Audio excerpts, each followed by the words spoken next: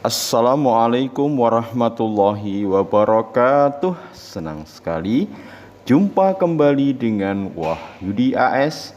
Kali ini kita akan sajikan informasi terkait penerimaan peserta didik baru SMA Negeri, SMK Negeri di wilayah Provinsi Jawa Timur. Kali ini kita akan sajikan topik terkait strategi jitu memperbesar peluang diterima di SMA Negeri ya. Tentu ini ditujukan buat kalian yang bimbang untuk memilih pilihan mana yang tepat dengan modal yang kalian miliki di SMA negeri ya. Mudah-mudahan strategi ini bisa menjadi referensi dan membantu untuk bisa memilih pilihan yang tepat ya. Oke, silahkan disimak ya. Menilik dari infografis PPDB SMA Negeri, SMK Negeri di wilayah Jawa Timur tahun 2022 khusus untuk jalur prestasi akademik dan zonasi. Yang perlu diingat di sini nanti untuk jalur prestasi akademik SMA atau jalur rapot dilaksanakan pada tanggal 25-26 Juni dengan kuota 25%. Kemudian untuk jalur zonasi SMA dilaksanakan pada tanggal 1 dan 2 Juli. Kuotanya adalah 50%. Nah, bagaimana kita dengan modal nilai yang kita miliki atau lokasi yang kita dapatkan untuk bisa mengoptimalkan pilihan kita bisa diterima di SMA negeri khususnya ya. Oke, sekarang kita tilik untuk jalur prestasi akademik atau jalur raport untuk SMA ya. Di SMA kuotanya tadi sudah disajikan 25% untuk jalur rapot dilaksanakan 25 dan 26 Juni 2022. Bagaimana kita bisa mengoptimalkan peluang kita? Yang pertama, pastikan kalian mengikuti simulasi atau latihan pendaftaran meskipun ini sifatnya tidak wajib. Mengapa ini didorong kalian untuk bisa mengikuti? Nanti di saat kalian mengikuti simulasi latihan atau pendaftaran, kalian bisa melihat seberapa peminat ya di SMA negeri yang kalian tuju ya. Jadi punya kecenderungan pendaftar akan memilih SMA negerinya itu saat dia latihan ya. Sehingga misalkan di SMA negeri tertentu yang kalian ingin tuju, kalian bisa lihat seberapa peminatnya ya. Juga kalian juga bisa melihat di situ nilainya seberapa ya, atau jaraknya seberapa dari SMA negeri yang kalian pilih. Sehingga saat latihan pendaftaran itu kalian punya paling tidak data dari kecenderungan peminat dan kecenderungan nilai peminat yang memilih di SMA tersebut. Tentunya juga kalian juga bisa tahu di simulasi pendaftaran itu di SMA negeri mana yang itu berada di zona tempat kalian berada ya, sehingga bisa menjadi bahan referensi. Yang berikutnya adalah perhatikan modal yang dimiliki, karena di jalur prestasi akademik itu adalah nilai gabungan dari raport dan akreditasi sekolah.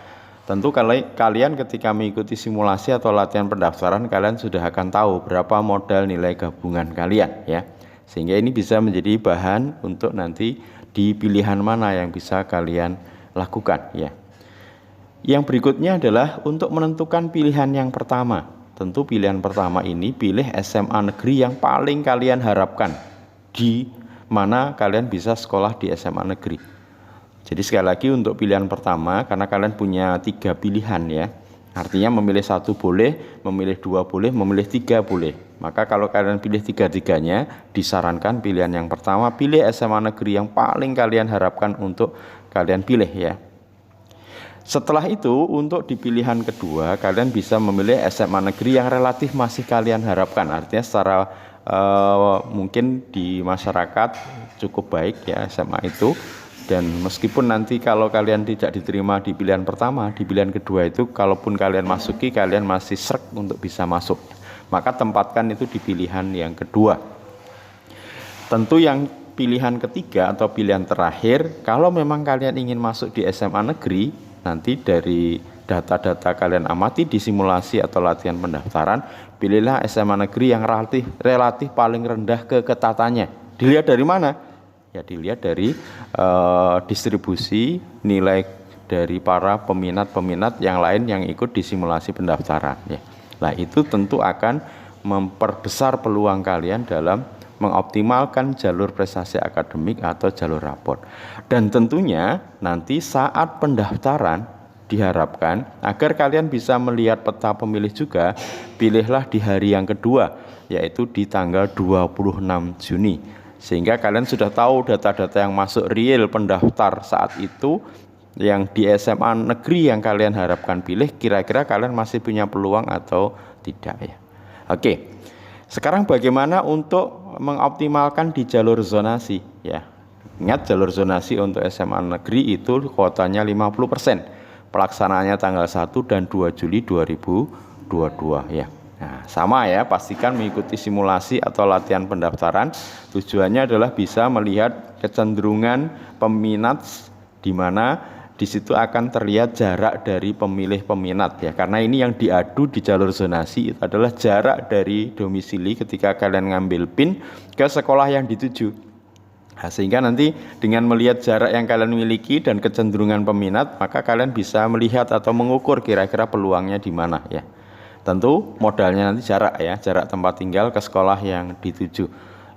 Jadi keuntungan berikutnya ikut simulasi latihan pendaftaran, kalian juga tahu jarak kalian terhadap sekolah-sekolah yang mau dituju ya, sebagai modal nanti kalian untuk bisa memilih. Sehingga nanti pilihan pertama tentu tetap ya, pilihan yang pertama itu SMA negeri yang paling kalian harapkan yang bisa dipilih ya. Jadi yang mungkin kalian srek dan punya kecenderungan itu jadikan pilihan yang pertama. Pilihan kedua yang relatif masih kalian bisa harapkan. Seandainya kalian tidak diterima di pilihan 1, maka SMA yang pilihan kedua ini kalian masih bisa ya, masih nyaman kira-kira ya. Karena apa? Nanti kalau kalian sudah diterima di salah satu jalur, kalian tidak bisa ikut di jalur berikutnya ya. Yang kelima, di sini pilihlah pilihan yang ketiga, itu SMA negeri yang paling dekat jaraknya. Seandainya memang kalian masih ingin masuk di SMA negeri, berarti pilihan yang ketiga ya pilih SMA negeri yang paling relatif jaraknya paling dekat ya, apapun kondisinya, kalau memang ingin kalian diterima di SMA negeri. Dan disarankan untuk memilih di hari yang kedua, yaitu tanggal 2 Juli, sehingga kalian sudah tahu nanti distribusi jarak dari pemilih di SMA negeri yang akan kalian tuju, masihkah kalian punya peluang untuk bisa diterima. Oke, mudah-mudahan informasi ini bisa membantu ya. Sukses kalian di PPDB di tahun 2022 ini. Sampai ketemu di video berikutnya. Assalamualaikum warahmatullahi wabarakatuh.